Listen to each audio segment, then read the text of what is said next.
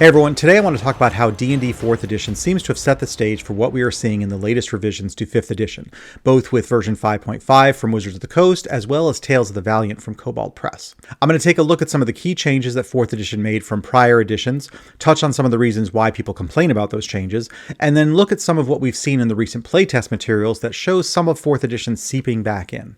Before I get into the 4th edition changes themselves, I think it's important to acknowledge how varied Dungeons & Dragons as a game is. I'll be the first to admit that 4th edition was a big change from 3rd edition. I will also add that 3rd edition was a big change from 2nd edition, and 2nd edition was a big change from 1st edition. Each new edition brought with it some substantial modifications that altered how the game would be played. And on top of that, Dungeons & Dragons is well known for homebrewing, where it is likely that no two tables actually play the game the same way, regardless of what the official rules say. By the time 4th edition arrived, the game had been through quite a few modifications. 4th edition was the 4th official release, but 3rd edition actually had 2 revisions that were not completely compatible with each other. And what we now call 1st edition is actually at least 4 different revisions in itself that each brought their own flavor to the game. If you check out my video about the evolution of Magic Missile, you get an idea for how every edition of Dungeons & Dragons had differences from the other versions. The point of this is to say that D&D has been in a state of continuous evolution from the day that it was first released. There is no one edition that can stake a claim to being the one true D&D. They are all Dungeons & Dragons, and everyone has their favorite. That doesn't mean that the other versions are bad, it just means that we all have different tastes, and it is wonderful that D&D has such variety to choose from. What we are seeing now is simply the next step in that evolution. With that said, let's dig into 4th edition itself. A lot of people have different ideas of what 4th edition was. Many are quick to throw shade at it, but I've discovered that a good number of those people have never actually played the game for themselves. But I think the best way to understand 4th edition is to actually go back and see what was said about it at the time. The date was August 16th, 2007. Indianapolis, Gen Con. Wizards of the Coast releases a trailer and gives a presentation announcing that a new version of Dungeons & Dragons will be coming the next year. According to the presentation and the official press release that followed, the goals of this new game included faster gameplay, new character options, reduced prep time to run the game, an online tool for character creation and encounter design, an online magazine, a virtual tabletop referred to as a digital game table, and streamlining of parts of the game that were too complex. If we look back at how 4th edition did with these goals, I think we can reach a couple conclusions. Some of the goals were achieved. Regardless of what you think about it, the power system greatly streamlined and standardized character creation. No matter what kind of character you were creating, the decisions that you made were the same. The specific abilities were different depending on the class, but the process was identical. This made it much easier for new players to play any kind of character that they wanted. There was no extra learning curve to being a spellcaster versus a fighter. The introduction of martial powers gave some great things for fighters and barbarians and other martial classes to do other than just hit things. In addition, the new rules gave characters some really cool things at first level. Players did not have to make do with minimal features for a couple levels before they could do cool things. Characters were awesome at level 1. The online dungeon magazine was great. It was super high quality and gave dungeon masters at least 3 to 4 adventures every month, along with some tips to help them run their games. And 4th edition definitely reduced the prep time for games. I've spoken at length about all the Dungeon Master tools that 4th edition had that made it super easy to build balanced encounters and to run them. The published adventures used an encounter format that made it really easy for a Dungeon Master to just pick it up and be ready to go with minimal preparation. I will admit that they did not achieve faster gameplay. Combat was notoriously time-consuming since it expected that you would use a map and minis for just about everything. The monsters had tons of hit points and combat did have a tendency to drag on. The D&D Insider tool never quite reached its potential. It had a character generator and a map tool that was pretty cool, and some nice tools for looking up monsters, but it was limited by the technology of 2008. Broadband was not the norm yet, and the web interfaces that we're used to today were still in their infancy. And Wizards probably didn't invest as much in it as they should have. I subscribed to it for a while at the time, but it always felt a little clunky even by the standards of the day. As for the digital game table, that was just never meant to be. It was not ready in time for the release of the game in 2008. It did eventually get a beta release, but it never won enough support from the community to move beyond that. In July of 2012, Wizards announced that it was officially being canceled as they shifted their focus to D&D Next.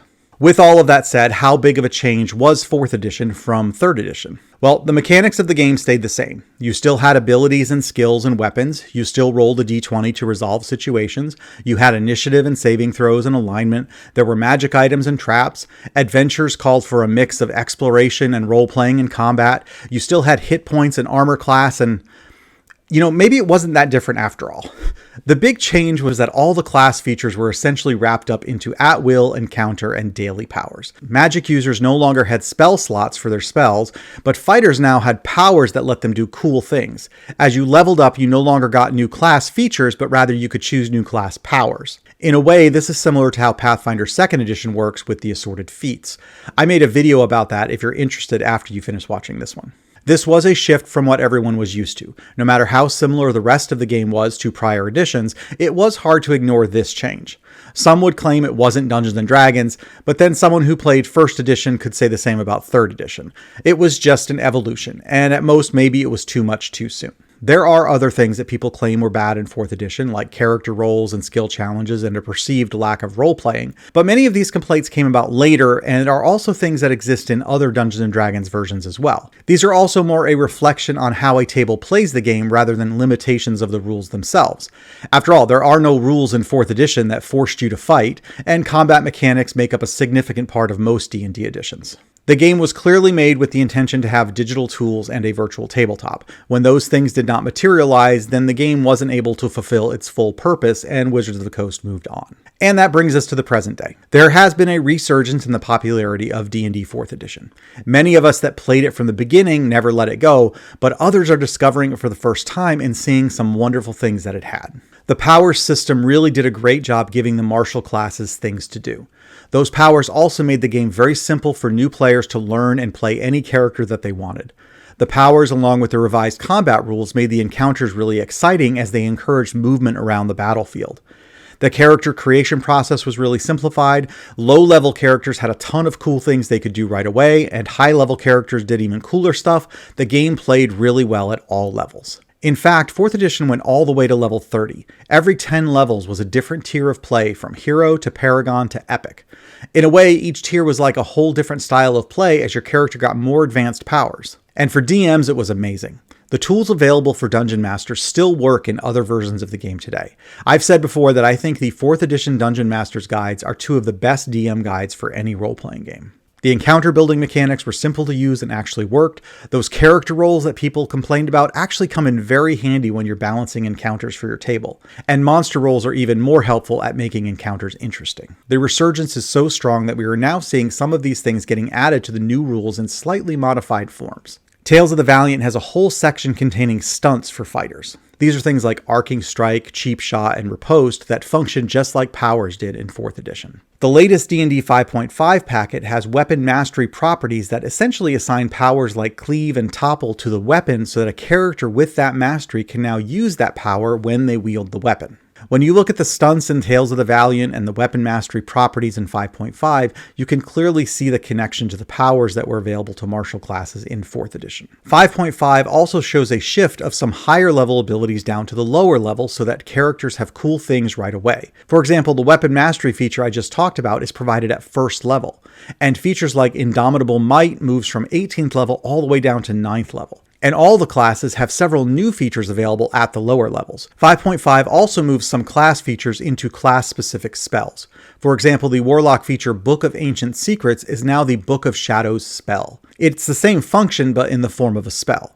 And the rules about how a wizard copies a spell into their spellbook is now captured within the spell, Scribe Spell. This shows a desire to put things into boxes that make them easier to understand, much like those 4th edition powers did. This also makes them easier to code for digital tools.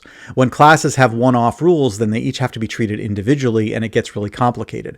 But if you make those things spells, then they become much easier to work with when creating digital tools and virtual tabletops. And it also allows you to publish supplements that are easier to follow and contain lots of additional features.